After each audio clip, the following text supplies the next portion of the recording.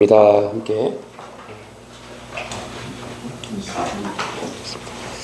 경애는 은혜에 대한 반응입니다.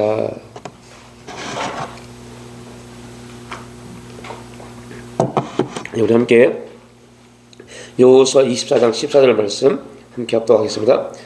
그러므로 이제는 여호와를 경외하며 온전함과 진실함으로 그를 섬기라. 너희 조상들이 강 저쪽과 애굽에서 섬기던 신들을 치워버리고 여호와만 섬기라. 아멘.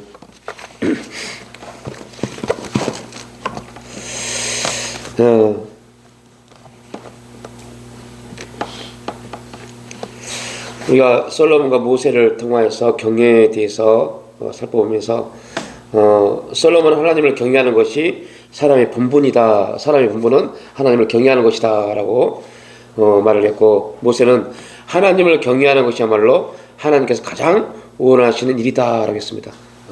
하나님이 원하시는 일은 하나님을 경외하는 겁니다. 사람의 본분은 하나님을 경외하는 겁니다. 이제 이 솔로몬과 모세를 통해서 사람의 본분, 사람이 지켜야 될 삶 기본적인 원리, 그리고 하나님이 기뻐하시는 것, 그 기준을 통해서 우리는 여호수아라는 사람을 통해서 애굽과 광야 그리고 가나안을 경험했던 그 믿음의 역사를 함께 살펴보려고 하는데요. 이제 여호수아가 이스라엘 백성들을 이끌어가는 과정 속에서 여호수아와 갈렙 두 사람이 유일하게 애굽과 광야, 가나안을 다 경험했던 사람들입니다. 성경은 갈렙보다는 이제 여호수아가 모세의 종으로서 이제 이스라엘 백성들을 인도했기 때문에 여호수아를 중심으로 여호수아서가 기록되어 있죠. 우리가 함께 봤던 것처럼 이제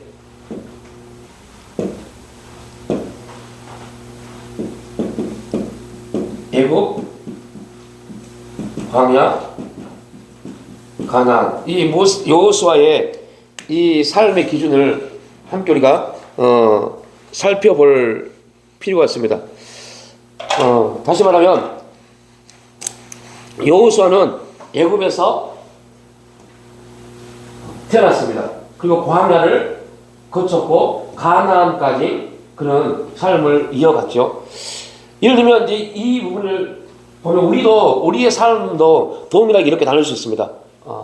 예를 들면 예를 들면 저는 장항이라는 곳에서 살았고 청년기를 부천에서 살다가 결혼해서 성남에 정착을 했습니다. 그런데 이 장항에 살 때는 예수님을 몰랐던 때입니다. 그리고 이때는 예수를 영접한 시기입니다. 이곳은 이제 부르심 안에 사역을 해가고 있습니다. 우리는 보통 우리가 예수를 믿는 사람들은 보통 이 두 가지에만 초점을 맞춥니다. 그래서 이 두 가지 안에서 우리의 삶을 그리스도 안에서 삶에 대한 이야기를 합니다. 근데 하나님이 왜 우리를 이렇게, 다시 말하면 예수를 믿지 않았을 때의 상태에서도 하나님의 역사를 우리 가운데 계속적으로 임하고 있다는 겁니다. 그리고 그 삶은 또한 예수를 믿고 부르심 안에 있는 우리에게 굉장히 중요한 메시지를 증거해 줍니다.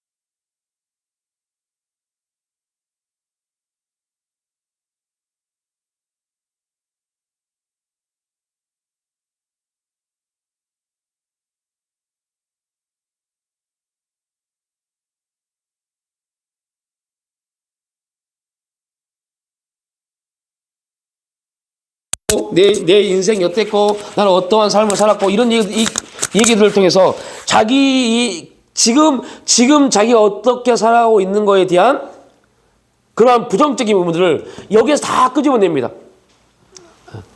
그러니까 나는 이런 부모 밑에서 이렇게 가난하게 살았으니까 지금 내 삶이 이렇지 라고 말합니다. 이게 얼마나 하나님의 기준에서 잘못된 기준이고 얼마나 그 인생에 그 삶이 하나님이 얼마나 귀중하게 여기는지 알지 못하기 때문에 나는 그때 우리는 그랬어. 그 삶을 그냥 안 좋게 생각을 해버립니다. 봐버립니다. 그런데 중요한 것은 이 삶이 없으면 지금의 나의 이 삶도 없는 겁니다. 그래서 우리가 예수 안에서 은혜 받은 사람들은 이때의 삶을 되게 중요하게 볼 수 있어야 돼요. 왜요? 이때 우리가 이 앞에 잠깐 봤지만 이때 형성된 내 가치관, 내 모든 것들이 지금 여기서 또 하나님 앞에 사용되어지는 일들이 있습니다. 이게 부정적인 거든 긍정적인 거든. 그러면 부정적인 거라면 이때 왜 이러한 나의 삶의 이러한 성격이 이러한 기질이 형성되어졌는지를 뭐 할 수 있죠? 돌아볼 수 있죠. 그러니까 여러분들 성경에 나와 있는 감사에 대한 부분은요. 감사에 대한 부분에서 하나님은 기본적으로 이렇게 말합니다. 뭐하라? 기억해라. 감사는 뭐 하는 거예요? 기억하는 겁니다. 내가 너희를 어떻게 인도해 내는지를 보라. 기억하라. 이게 감사입니다. 그러니까 이 기억이 없으면 우리는 감사할 수 없어요? 없습니다. 우리는 기억이 없으면 하나님을 감사할 수 있는 조건이 아무것도 없습니다. 우리가 보통 요즘 이런 말 합니다. 선감사, 더 하실 일을 바라보고 감사한다. 이거는 여러분 성경적이지 않습니다. 그러나 우리가 실제 믿음 안에서 신앙생활 하면서 그러한 하나님 앞에 우리의 고백적인 부분이지 성경적이진 않습니다. 뭐예요? 선감사? 예. 그런데 감사의 기본은 기억입니다. 기억하라. 내가 너희를 어떻게 인도해 냈는지, 내가 이번 주 한 동안 너에게 어떤 역사를 나타냈는지, 내가 오늘 너에게 어떤 역사를 일으켰는지 기억하는 겁니다. 그래서 이 감사가 되는 사람들이 뭐 할 수 있어요? 돌아올 거에 대한 선감사. 이렇게 인도하시던 하나님이 이렇게 역사하실 거야 라고 감사하며 선감사의 내용들을 가질 수 있습니다. 그래서 여러분들 우리가 이제 성경적 경제의 부흥 또 김미진 강사의 그 재정의 기름 부심을 보면 이것보다는 그들은 뭘 많이 해요? 이거에 대한 얘기를 되게 많이 합니다. 그런데 왜 문제가 생겼냐면 이거에 대한 회복이 없으면 이건 다 거짓이 되어버려요. 그러니까 내 삶에 대한 회복이 있지 않으면, 내 삶에 대한 감사의 회복이 있지 않으면 이거는요 뭐가 돼요? 그냥 단지 뭐가 되어버려요? 기대가 되어버려요. 기대가. 단지 기대는 우리에게 아무런 소망도 주지 못합니다. 하나님을 향한 기대는요 뭐에 대한 확실한 반석이 있어야 돼요? 나에게 역사하셨던 하나님에 대한 내용이 확실해야 돼요. 나에게 역사하셨고 나를 인도하셨고 이런 구렁텅이 예수를 알지 못해서 제 종로할 수밖에 없었던 그러한 존재인 나를 하나님이 부르셔서 이름으로는 저런 모양을 통해서 훈련하시고 인도하시고 역사해 주셔서 가나안에 들어올 수 있는, 그래서 하나님이 예비하신 이뤄놓으신 신령한 가나안의 삶을 살아갈 수 있도록 부르셔서 인도해 가시는 이거에 대한 나의 삶의 신앙 안에서 회복이 있지 않냐면 하나님이 앞으로 내 인생 가운데 우리 삶 가운데 가정 가운데 역사하실, 우리 자녀를 통해서 역사하실 일에 대한 감사는 무너져 버립니다. 다 무너져 버립니다. 그러니까 우리가 이제 앞으로 그 한나에 대해서 공부할 겁니다. 한나에 대해서. 근데 한나는요 어떤 일이 있었냐면 자녀를 놓고 기도합니다. 그런데 아직 그에게 자녀가 임하지 않았음에도 불구하고 한나는 자녀가 임했다는 걸 믿고 하나님께 예배합니다.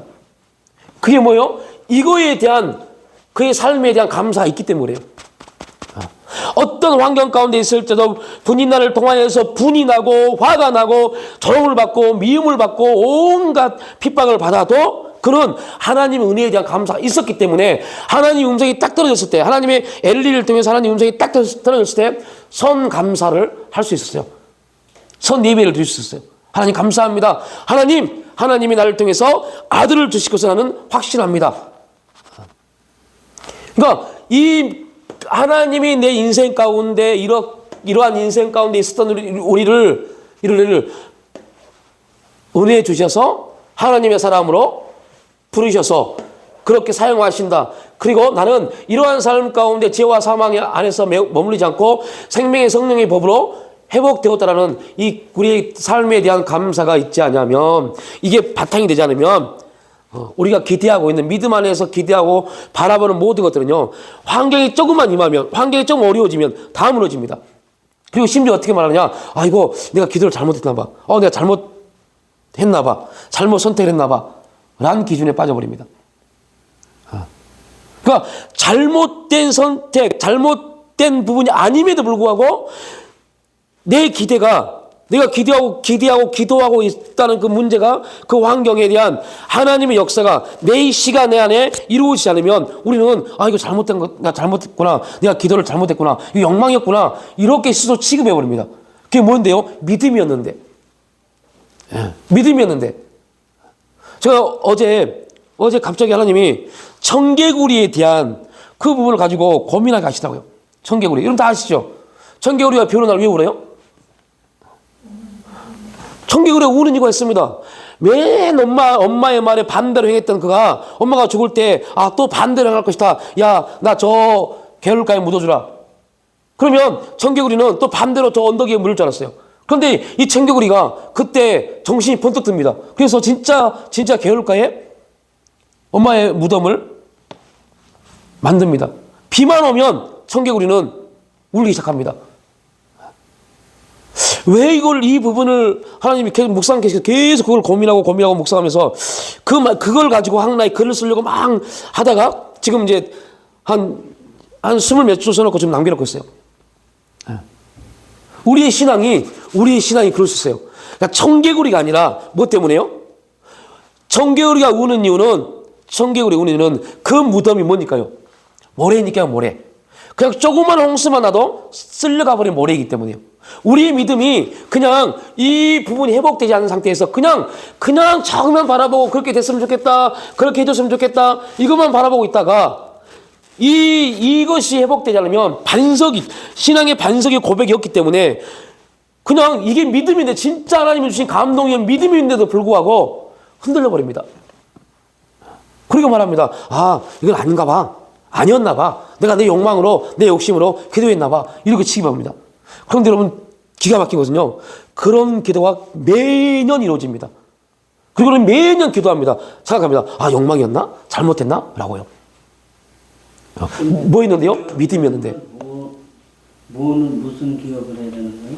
하나님이, 이 기억이라는 것은 하나님이 우리 인생 가운데 역사하셨던 것. 지금 우리 인생 가운데, 우리 삶 가운데 함께 하시고 우리를 지키시는 것에 대한 감사입니다. 그러니까 우리가 보통 저도 그럽니다. 감상금을 합니다. 감상금을 할 때 감사의 내용을 적습니다. 그러면 감사의 내용은 대부분 뭐에 대해요? 되어질 거에 대한 감사의 내용입니다. 그러면 그 감사의 내용은 뭐예요? 이겁니다, 이거. 그런데 우리가 그렇게 할 수 있는 이유는 뭘까요? 그렇게 선 감사를 할 수 있는 이유가 뭘까요? 이거에 대한 확고함이 있으니까요.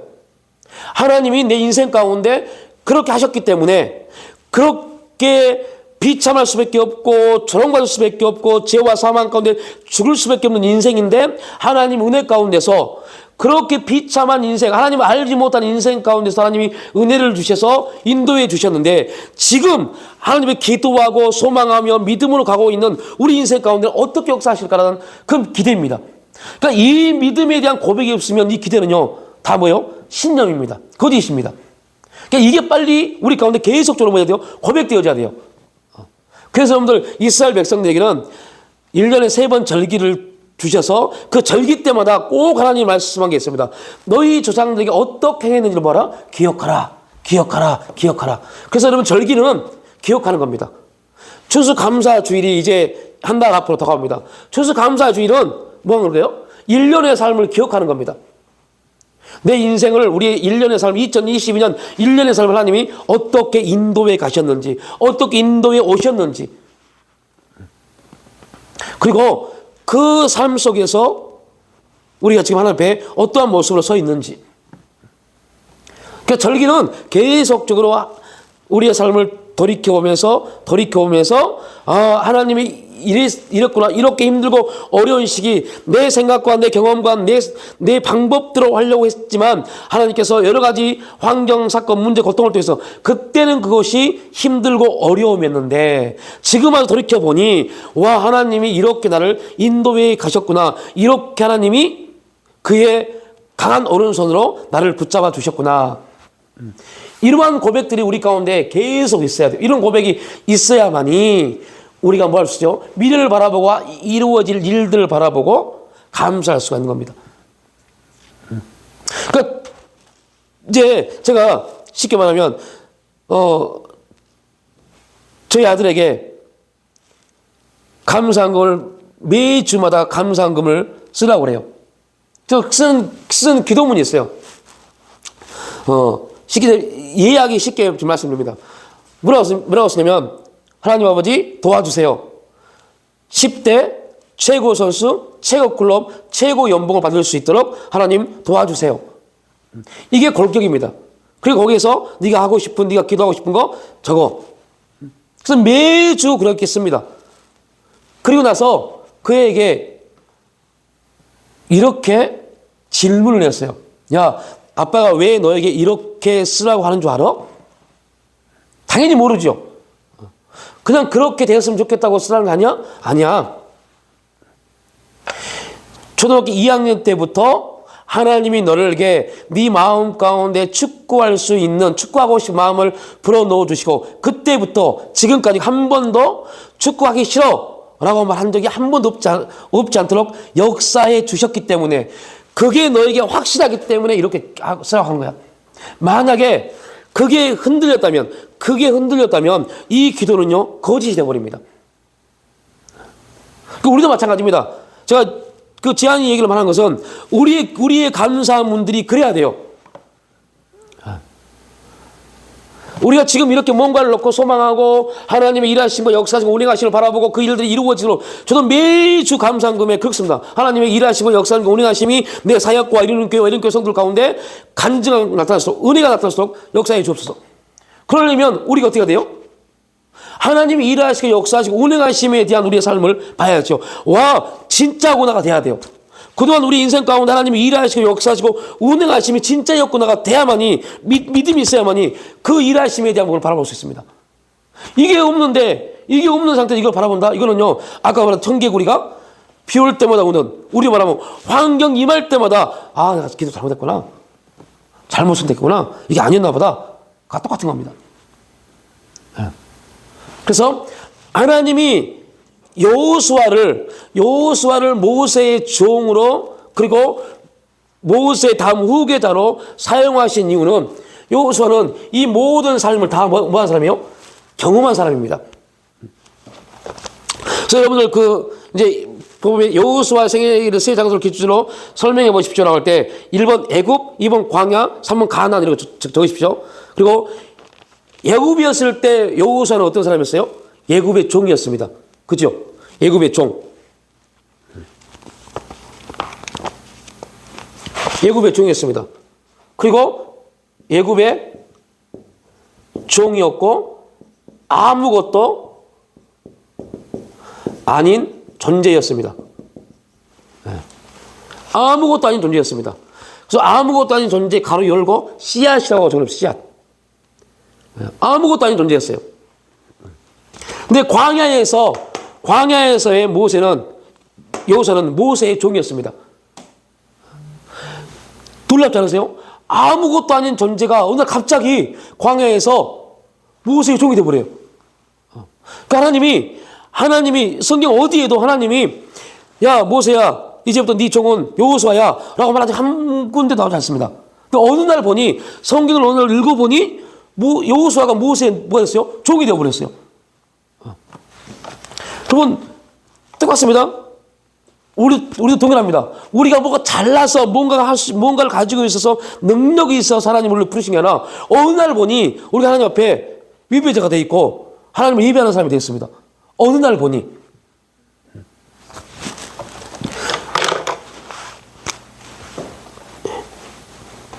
이게 이제 은혜죠. 그래서 모세의 광야에서는 모세의 종입니다. 그리고 모세의 종이면서 두 가지 중요한 사건이 있습니다. 이 사람은 광야에서 뭐 했어요? 순종. 모세의 종으로서 철저하게 뭐 했어요? 순종했습니다. 그리고 또 하나, 하나님의 역사를 경험했습니다. 하나님의 역사를 경험한 사람입니다. 저는 이 사건을, 하나님의 역사를 경험한 사건을 뭐라고 표현하면, 여기에서 뭐라고 했어요? 아무것도 아닌 존재에서 씨앗이었죠. 여기서는 나무가 되었다라고 봅니다. 씨앗이 나무가 되어버린 겁니다.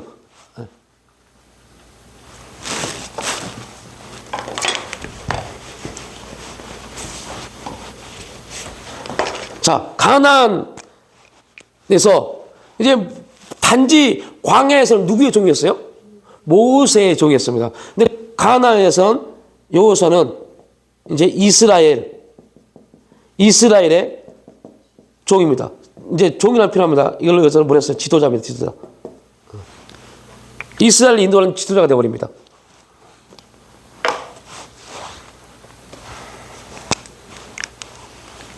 그리고 여기도 중요한 두 가지 사건이 일어납니다.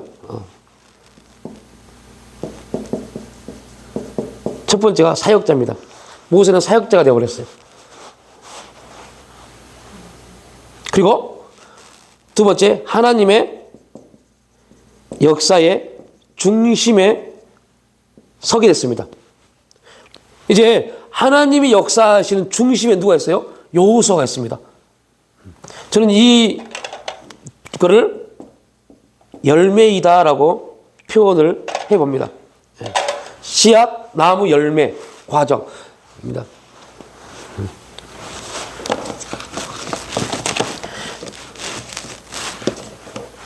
그러니까 다시 말하면 이 부분 애굽에서의 여호수아가 없었다면 그런 광야에도 없었을 겁니다. 광야에서 모세의 종으로 순종하고 이스라엘 역사에 하나님의 역사에 대해서 경험하지 못했다면 그는 가나안에서 하나님의 사역자로서 이스라엘 인도를 지도자로서 사역을 감당하지 못했을 겁니다. 그러니까 이 과정들이 다 이제 여호수아를 하나님의 사람으로, 하나님의 역사의 중심이 있는 그러한 사람으로 만들어갔던 기준이 됩니다. 그래서 사도 바울은 이런 모든 것들을 통틀어서 하나님은 어떠한 것이든 간에 하나님의 사람에 있어서 합력하여서 선을 이룬다라고 말씀합니다. 그것이 부정적인 것은 긍정적인 것이든 합력하여 선을 이루어 가십니다. 네.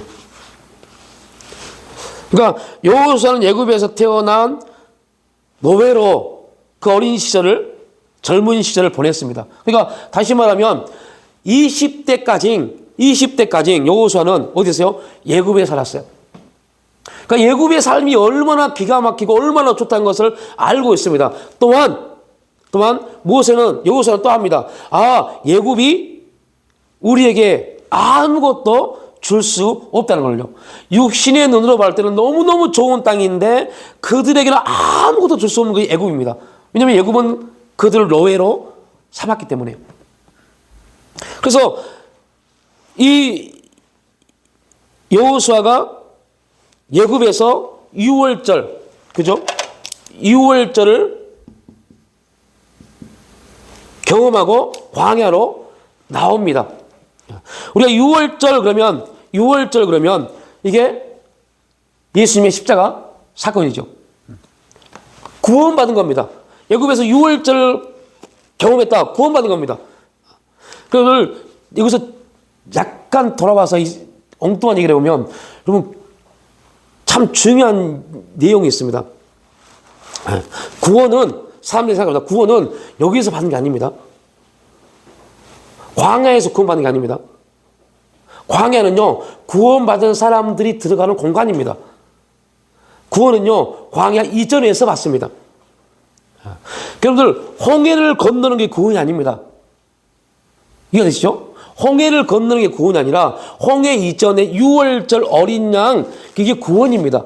그리고 홍해는 뭐예요? 구원받은 자에게 주는 세례입니다. 세례. 침례입니다. 그러니까 많은 사람들이 구원받으면 세례받아야 돼. 세례가 구원이라고 착각하는데 절대 아닙니다. 이게 언제부터 우리나라 신학이 그렇게 됐는지 모르지만 절대 아닙니다. 절대 아닙니다. 세례는 그냥 구원받은 자들이 광야에, 이제 지금 우리가 받는 세례는 이제 기념, 표징입니다. 아, 이제부터 나는 하나님의 사람으로서 하나님이 인도에 가시는, 하나님이 역사에 가시는 어디요? 광야에 들어가겠습니다라고 고백하는 겁니다. 그러니까 여러분, 다시 말하면 세례받은 사람들이 하는 모든 고백은 이런 내용입니다. 이제부터 나는 광야 훈련 받겠습니다라는 내용입니다. 왜요? 홍해에서 6월절을 경험하고 홍해 기적을 통해서 그들은 광야에 들어와서, 광야에서 몇 년요? 40년. 40년의 시간을 흘러보냅니다. 그러니까 세례를 받았다라는 말은 이제부터 여러분들 그렇지 못했다면 오늘 이후 이제 목, 금, 토 기도하시겠습니다. 하나님, 제가 세례를 받았는데요. 세례 받을 때 한 번 더, 한 번밖에 안 받았지만요. 세례 받을 때 한 번 더, 하나님 이제부터 저는 하나님의 인도하심 가운데 광야 훈련을 받겠습니다. 고백한 적이 한 번도 없습니다. 하나님 용서해 주시고 이제 그 훈련 받겠습니다. 고백, 그 기도하셔야 돼요. 왜요? 우리 구원받았고 구원받은 사람들은 반드시 이 과정을 거쳐야 되기 때문에.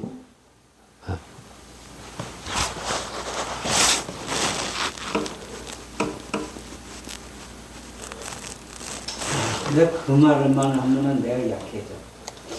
그 광야를 거쳐야지 되는데 광야를 거친 경험이 있는 거. 그래서 거기에서 내가 무너지는 거. 광야를 거치는 경험이 없어요. 지금도 광야인데. 지금도 내가 광야에 따로 살고 있는데. 근데 그걸 그렇게 생각을 안 하니까 그런지. 그러니까 이제 이겁니다. 우리 보통 사람들이 생각할 때 광야 그러면 훈련이라는 개념을요. 훈련이라는 개념을. 그래서 많은 사람들이 이런 고민해요. 제가 이제 예를 들면 이런 질문을 받은 적이 있어요. 이제 장로님 하신 말씀 똑같은 질문인데, 이제는 이제 어떠한 그 멘토 되는 권사님이 저에게, 목사님, 심각하게 제가 질문을 하나 드릴게요. 그래서, 예. 목사님, 저는 어렸을 때부터 너무 부유하게 살아서 힘든 걸 경험한 적이 없어요. 그런데 광야를 거쳐야 되고 광야 훈련을 받아야 된다는데, 저는 목사님, 힘든 일을 경험한 적이 없고 지금도 힘들지 않은데 그럼 저는 광야를 거치지 않는 겁니까? 라고 물어보더라고요. 그래서 권사님 무슨 말씀이세요? 지금 광야에 사람 살고 있는데. 그래서 아니 저 힘들잖아요.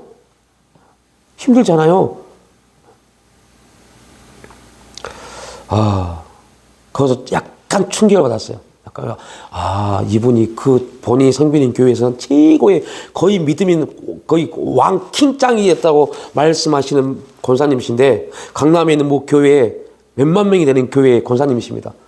킹짱이라고 했던 권사님이신데 신앙이 아무것도 없구나. 그러니까 광야 훈련을 우리가 생각하는 어떤 힘든 사건들, 환경들을 주어줘야만이 그게 광야라고 착각하는 사람이 너무너무 많더라고요. 권사님, 그거 아니에요. 권사님, 지금 광야에 심각한 환경 가운데 있어요. 뭔데요? 하나님을 모르시잖아요. 하나님 모르시잖아요. 거기서부터 이분이 굉장히 혼란을 느끼더라고요. 제가 이분에게 질문합니다. 하나님 아시세요? 하나님 아세요? 그리고 광야는 뭐 힘든 환경이 있고 이게 아닙니다. 광야는 뭐 하는 거예요? 하나님을 아는 곳이 광야입니다. 와, 하나님이 이러신 분이구나. 이걸 깨닫게 하시는 데가 광야입니다. 그러니까 이스라엘 백성들이 광야 40년은 그들이 훈련의 관점에서 바라보면 두 가지를 볼 수 있어요. 하나는 예굽의 습성들을 뭐 하는 거예요? 깨트리는 것이 광야입니다. 예굽의 습성을. 왜 예굽의 습성을 깨트려야 되느냐? 예굽의 습성은 두 가지가 있죠. 하나는 다신론, 범신론적 사고를 가지고 있습니다. 그들이 신이라고 생각하면 신입니다. 그러니까 그들은 당연히 뭐를 만들었어요? 금송아지를 만들었어요. 그래서 여러분 질문했죠. 금송아지가 우상입니까? 우상이 아닙니까? 우리가 가지고 있는 기준으로 보니까 우상이죠. 그죠? 우리가 가지고 있는 기준으로 보니까 우리는 이미 그게 우상이라고 알고 있기 때문에 우상으로 말합니다. 그러나 그들은 이제 출애굽한 지 얼마 되지 않아서 범신론, 다신론을 가지고 있기 때문에 하나님이라는 존재를 그들이 만들 수 있다고 생각을 했어요. 그래서 금송아지를 만들고 이게 우리를 인도해 가는 우상이 아니라 하나님이시다라고 말했습니다. 그러니까 이 범신론, 다신론에 매여 있는 그들의 가치 기준, 신앙의 기준을 깨트리는 과정이 광야입니다. 또 하나는 그들은 애굽에서 우리가 한번 나눴죠. 애굽에서 물과 땅만 있으면 모든 걸 다 할 수 있는 종이었습니다. 그러니까 하나님이 이들을 통해서 너희들은 아무것도 할 수 없음을 깨닫게 하시는 것이 뭐예요? 광야입니다. 광야는 두 가지의 사건이 이렇게 이루어집니다. 와, 하나님이 진짜 하나님이시구나 라는 걸 고백하게 하는 거. 또 하나, 우리는 아무것도 할 수 없는 존재구나. 이 두 가지를 깨닫게 하십니다. 선생님 뭐 40년간 만나본 적 없으니까 죽지 않고 그러니까 광야에서 그들이 뭔가를 하려고 하면 할수록 삶이 더 꼬여갑니다. 지금 우리의 인생이 그러합니다. 우리의 삶이 뭔가 우리의 생각대로의 방법대로 되게 좋은 방법대로 생각대로 하려고 하면 일이 꼬입니다. 왜 그러냐면 너 아무것도 아닌 존재야. 너 아무것도 할 수 없어. 이거를 하나님이 고백하게 만드는 것이. 그래서 내가 아무것도 할 수 없는 존재다. 그럼 우리가 뭐였어요? 순종할 수 있습니다. 내가 아무것도 할 수 없구나. 내가 뭔가를 하면 안 되구나. 그리고 우리는 고백하고 하나님 뜻대로 인도해 주세요. 이걸 고백하게 하는 것이 광야입니다. 네. 그러니까 하나님이 하나님 됨을 인정하게 하는 것. 그리고 광야에 애굽에 있었던 삶의 방식들을 다 깨트립니다. 그러니까 이제 여기서 오해하면 절대 안 돼요. 자, 여러분들 가나안은 무슨 사회예요? 농경사회입니다. 농경사회. 애굽은 무슨 사회예요? 농경사회입니다. 목축과 모든 게 다 있습니다. 농업, 축협 다 있습니다. 가나안도 동일합니다. 농경, 축협 다 있습니다. 그런데 그냥 이걸 없애면 얼마나 좋아요. 그죠? 근데 하나님 왜 이것을 이렇게 만들었을까요? 여기에서의 농경, 축협은 누구 뜻대로요? 그들의 뜻대로. 그들의 마음대로, 그들의 열심대로 했습니다. 열심대로, 그들의 삶의 반경대로, 삶의 방식대로 열심히 해서 얻은 결과물입니다. 근데 가나안은 그렇게 살면 안 돼요. 안 되기 때문에 이 광야를 통해서 이걸 싹 없애갑니다. 그러니까 얼마나 어떻게 보면 모순입니다. 왜 모순이냐면, 똑같이 농사 짓는 방법을 가지고 농사 지으면 얼마나 좋아요. 그죠? 그런데 하나님이 광야 40년을 통해서 모세에게 했던 것처럼 너 아무것도 아닌 존재야. 너 왕자였지. 그거 아무것도 아니야. 싹 없애버렸어요. 그 모세가 고백합니다. 나는 말도 못하고 아무것도 아는 거 없는데 어떻게 합니까 하나님? 모세가 40년에 누구였는데요? 왕자였는데 아무리 40년 동안 모세가 광야에 있었던들 그거 아무것도 모를까요? 그죠? 돌이켜보면 이제 장로님 저 이북에 넘어온 지 몇 년 됐어요? 70년 거의 넘었죠. 그런데 그래도 70년 전이어도 이북에 대한 기억이 있죠. 그건 없는데 하여튼 그거는 그리워져. 한번 꼭 가보고 싶은 생각이. 그러니까 40년이라면 이제 장로님 70년이 지나서 그렇지 40년이면 그래도 어느 정도 생각이 있습니다. 기억이 있습니다. 그죠? 그런데 모세는 말합니다. 저 아무것도 못하는데요? 라고 말합니다. 그게 무슨 말이냐? 아무것도 할 수 없는 존재로 하나님 만드셔 본 겁니다. 그러니까 광야 40년은 우리에게 광야는 그겁니다. 고난이 있고 없고 아니라 우리가 삶 속에서 지금 삶 속에서 하나님의 하나님됨이 인정되어지고 내 방식, 내 경험, 내 삶의 내용들이 아닌 하나님의 역사를 바라보고 하나님의 뜻을 바라보고 무릎 꿇고 있다면 지금 우리는 광야에 있는 겁니다. 그리고 그 광야에서 우리는 지금 뭘 드리로 가나안의 삶을 교차적으로 살고 있는 겁니다. 지금 이해가 되네. 보니까 광야 생활이 그거 보면 나를 비우는 거. 그죠. 이제 요즘 우리 말로 말하면 그죠. 나를 비우고 자아 처리하는 과정이죠. 그러니까 근데 이거는 계속 교차합니다. 오늘 가나안이었는데 내일 또 광야입니다. 우리의 생각, 우리의 감정 이게 계속적인 우리 삶의 내용들이 계속 교차해서 그래서 우리는 매일매일 이 세상 광야를 정복해서 내 삶이 뭐로 바뀌어야 돼요? 가나안으로 바뀌어져야 돼요. 계속 이 싸움은 죽을 때까지 있습니다. 그래서 가나안은 천국이 아닙니다. 예. 가나안은 천국이 아닙니다. 천국은 뭐가 없어요? 싸움이 없습니다.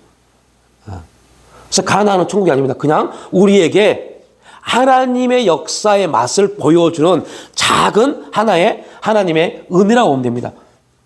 그래서 우리 영성을 위해서 현세 천국이라는 말을 쓰는데 정확하게 말하면 그것도 틀린 겁니다. 왜? 천국이 아니니까. 왜냐면 가나안에서 우리는 계속 계속 영적 전쟁을 정복 전쟁을 해가야 돼요. 근데 천국은 전쟁이 전혀 없는 곳입니다. 그래서 우리는 그냥 신령한 가나안의 삶이라는 말로 하는 게 이제 맞는 말이죠. 근데 우리가 이제 영성훈련에서 현세 천국이라는 말을 썼기 때문에 그 표현을 하긴 하지만 정확하게 말하면 신령한 가나안의 삶입니다. 그러니까 우리가 신령하다는 말은 도인이 된다는 말이 아닙니다. 성령의 지도와 인도를 받으면 성령 안에 있으면 그리스도의 지배를 받으면 우리는 뭐가 돼요? 신령한 가나안의 삶을 살지만 그렇지 못하고 내 생각이 들어오면 우리는 가나안에 있다가도 지금 어디 있어요? 또 외국에 있는 겁니다. 광야에. 왜요? 하나님을 인정하지 못하는 거니까. 내 방식, 내 생각이 들어오는 거니까. 그러니까 오늘도 아내하고 저녁을 먹으면서 그런 말 했어요. 난 당신 그때 시골에서 이제 주일날 말했잖아요. 푸페 하나님이 당신에게 감동을 해서 그렇게 하게 했으면 해야지 왜 안 했어? 그거 아는 것 때문에 우리 식구가 지금 이렇게 힘들게 사잖아. 그런 말 하더라고요. 얼마나 찔렀게요. 아니 어떤 사람은 감동받고 싶어서 막 안달인데 감동을 줘도 순종하지 못하면요. 그죠? 찔렸게요. 그래서 그만 말해. 이미 말했잖아. 내가 미안하다고 말했잖아. 그러겠잖아요. 그러니까 이거 뭐예요? 그 순간에 뭡니까? 분명히 하나님이 가나안의 삶을 주신 겁니다. 성령 안에서 감동을 주셨기 때문에요. 되지 않는 갑자기 안 되는 대출이 됐다고 연락 왔더라니까요. 대출하라고. 너무 신기했어요. 네. 그 전에 대출 받으려고 그렇게 안달렸는데 안 되던 거에 갑자기 대출 받으래요. 그래서 안 한다고. 그런데 시골을 가는데 갑자기 마음고 하는데 야 이번에 그 부페 음식 값을 네가 했으면 좋겠다. 대출을 되지 않느냐. 그러면서 마음고 이거 하나님 하셨구나. 그러면 누가 역사하신 거예요? 하나님이요. 이제 말을 했어요. 내 스스로 고백했어요. 갔어요. 이제 가서 큰형님하고 잠깐 얘기를 해봤더니 분명히 그 전주에 갔을 때는 2만 얼마 해주고 했대요. 2만 얼마에 그리고 100명을 했대요. 그러면 250만 원 정도 됩니다. 그런데 말해보니까 120명을 했대요. 갑자기. 그리고 깎아준다고 했는데 안 깎아주고 3만 원을 받는데요. 그리고 계산해보니까 얼마예요? 360만 원입니다. 그게 내 생각과 오버가 얼마 돼요? 100만 원짜리 오버가 되고요. 그러니까 갑자기 모른 채 그냥 입 딱 다물고 있더라니까요. 하나님이 얼마나 기가 막히고 이제 그 다음 얘기입니다. 저희 아내도 모르는 얘기. 그 다음 얘기. 하나님은 어떻게든 나를 통해서 그 일을 감당케 하시려고요. 저희 큰형님이 돈을 다 50만 원을 못 내고 310만 원을 마련해서 나한테 탔더라고요. 야 네가 줘. 네가 줘. 그래서 그 310만 원을 받고 내가 가서 그 분을 드렸어요. 근데 하나님이 이렇게 말씀합니다. 내가 너에게 준 감동 나는 절대 잃어버리지 않고 너의 환경 때문에 뭐 하잖아요? 취소될 수도 없다. 그게 누구를 통해 줬어요? 저를 통해 줬잖아요. 그런데 저게 열매 있어요? 없어요? 없습니다. 순종만 했지 열매가 없어요. 왜요? 그거는 나를 통해서 역사하는 게 아니기 때문에. 우리가 그런 일이 얼마나 많을까요? 제가 말씀드린 것처럼 어떤 집사님이 전화 왔다니까요. 목사님, 이승규 선교사님 선교관 그 게스트하우스 얼마예요? 분명히 그분은 얼마예요 말하는 순간 하나님 감동하신 겁니다. 그런 제가 그랬어요. 얼마예요 물어보지 마시고 감동대로 하십시오. 근데 그게 기분이 나빴는지 어땠는지 모르지만 연락이 없어요. 이게 우리의 모습입니다. 우리가 뭔가 해서 그게 얼마예요? 라고 그 집사님이 저에게 물어봤다는 것은 하나님이 감동을 주셨기 때문에 말한 겁니다. 그럼 그 감동을 쫓아 행해야 되는데 중요한 거는 제가 감동대로 하시면 됩니다. 이게 그분에게는 기분이 나쁠 일은 제가 볼 때 기분 나쁜 일이 아닙니다. 그죠? 그런데 그게 어떻게 들렸는지 모르지만 연락이 없어요. 그러니까 이러한 우리의 모습들이 계속 교차합니다. 신령한 가나안의 삶 가운데 어느 날 있다가도 또 내 생각, 내 감정, 내 환경에 비해서 과거로 떠나갑니다. 계속 교차해 갑니다. 그러면서 우리는 이 교차해 되는 과정 서로 간에 계속 우리의 삶이 이렇게 교차해 가면서 어떤 일이 벌어지냐. 점점 이제 바뀌어야죠. 어떻게 해요? 이쪽으로 계속 변화가 되어야죠. 이게 은혜, 성령의 역사고, 이쪽으로 너무 많이 이쪽으로 가버립니다. 여기서 일로 넘어가면 이거는 뭐요? 성령의 역사가 없는 겁니다. 자기 생각, 자기 뜻 하는 겁니다. 우리는 계속 이쪽으로의 변화의 내용들을 계속 가지고 와야 되겠죠. 이게 이제 우리가 여호수아를 본받아 가나안의 삶을 살아가야 될 원리입니다. 그러니까 이러한 내용들이 이제 우리에게 주어진 삶의 내용들입니다. 그러니까 여호수아에게 있어서 이 세 가지의 삶들, 우리에게서 이 세 가지의 삶도 굉장히 중요한 의미를 가지고 있습니다. 굉장히 중요하기 때문에 하나님이 우리에게 이러한 과정들을 허락하신 겁니다. 그죠? 예수 믿지 않는 사람은 모태 신앙도 마찬가지입니다. 모태 신앙인들도 하나님이 이런 부모라면 좀 그렇지만 그분의 어머님 아버지에게 태어나게 하셨고 그런 환경을 만드셨고 그런 삶의 과정 속에서 이렇게 만들어 온 겁니다. 모태 신앙인이 아닌 우리는 예수를 알지 못하는 상태에 태어났습니다. 그리고 살다가 어느 날 어떠한 계기를 통해서 예수를 만나게 됐고, 그리고 지금 그 예수를 만나서 은혜도 받아보고 또 내 생각대로 육신의 생각대로 실수도 하고 실패도 하고 범죄도 하고 많은 일을 경험하면서 또 하나님을 믿고 의지하며 또 가다가 또 넘어지기도 합니다. 이런 많은 과정들. 그래도 중요한 것은 하나님이 그런 과정을 통해서 그냥 우리를 너 그랬어? 내 쳐버리지 않고 계속적으로 은혜를 주시고 기회를 주시고 또 붙잡아 주시고 또 역사에 가는 이유는 우리가 잘나서가 아닙니다. 하나님의 뜻을 하나님이 이루시기 위한 목적입니다. 그러니까 여러분들 하나님은 저에게 감동하셨어요. 그러니까 여러분들 이게 이제 되게 중요한 메시지입니다. 하나님이 저에게 감동하셨어요. 그리고 저에게 그 일도 허락해 주셨어요. 그러나 제가 그 감동에 순종하지 못했습니다. 그럼에도 불구하고 하나님은 저를 통해서 그 순종의 자리에 있게 하기를 원하십니다. 그래서 저에게 감동 주셨던 일을 통해서가 아니라 다른 루트를 통해서 순종의 자리에 서게 하셨습니다. 그리고 감사한 거는 이 사건을 통해서 하나님의 역사를 또 깨닫게 하시는 부분은 되게 감사해요. 그러나 결론적으로 저에게는 뭐가 없어요? 열매가 없어요. 우리가 지금 누구를 배우고 있어요? 요나를요. 그래서 요나서를 마지막 공부하면서 설교를 마무리하면서 얼마나 통곡했겠어요. 요나의 마지막은 되게 애매합니다. 되게 애매하게 끝났어요. 우리의 인생이 그렇게 끝나면 안 되잖아요.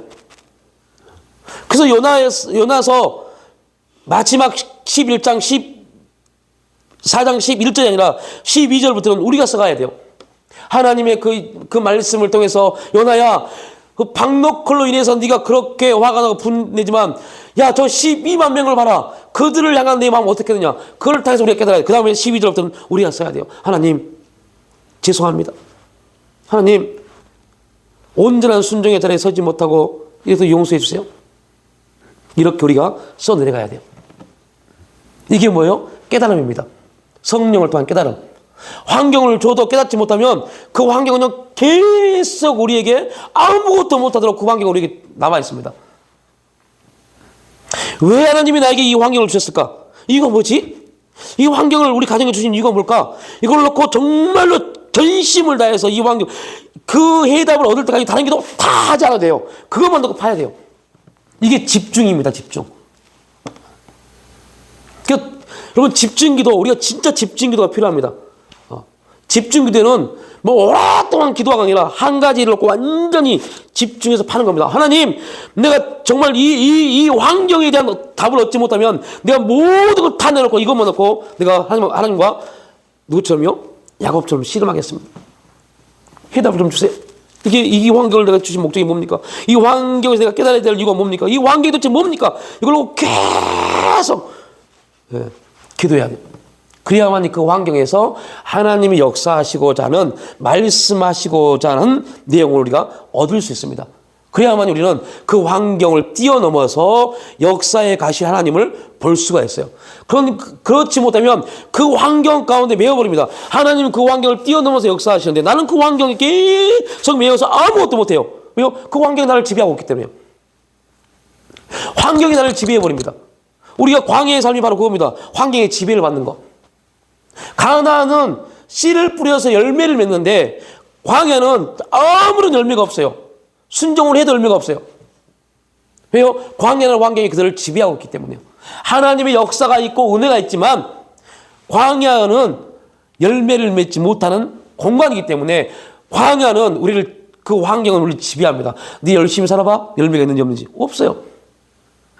그래서 저도 저에게 주는 환경을 통해서 되게 고민을 많이 한 부분이 바로 그겁니다. 이 환경 안에서 우리가 내가 하나님 뜻을 바라보지 못하면 이 환경 계속 우리를 지배할 것이고, 나는 환경에 지배를 당할 것이고, 그 환경을 지배를 당하고 있다면 그 안에서 하나님 역사가 없습니다. 은혜를 받아요. 은혜를 받지만 그걸 뛰어넘어서 역사하신 하나님의 그 역사 안에 들어가지 못합니다. 그러면요, 매 순간순간 그 환경의 지배가 내 발목을 계속 붙잡습니다. 고통은 뭐냐? 그 환경이 내 발목을 붙잡고 있는데 나는 왜 그런지를 모르는 겁니다. 왜 이 환경이 계속 내 발목을 붙잡는지를 모르는 겁니다. 왜요? 거기서 하나님 뜻이 안 보이시니까. 하나님 뜻이 안 보이시니까. 이게 우리에게는 뭐가 돼요? 고통이 돼야 돼요. 고통이 되고 이거에 대한 울부짖음이 우리 가운데 있어야 돼요. 여러분들 기도의 여러 가지 기도의 분류를 구분을 만들어 놓으세요. 이거에 대한 고통의 기도의 분류가 있어요. 구분이 있어야 돼요. 그 어느 시간에는 이걸 놓고 막 애통해하면서 기도하셔야 돼요. 네. 하나님, 이 환경, 하나님, 저 이 환경 때문에요. 또 하나님, 이 대인관계 이 문제요. 하나님, 또 이 물질의 문제 이 문제요. 하나님, 육체의 질병에 대한 이 문제요. 기도가 정확하게 하나하나 집중적으로 기도할 수 있는 또 훈련이 필요합니다.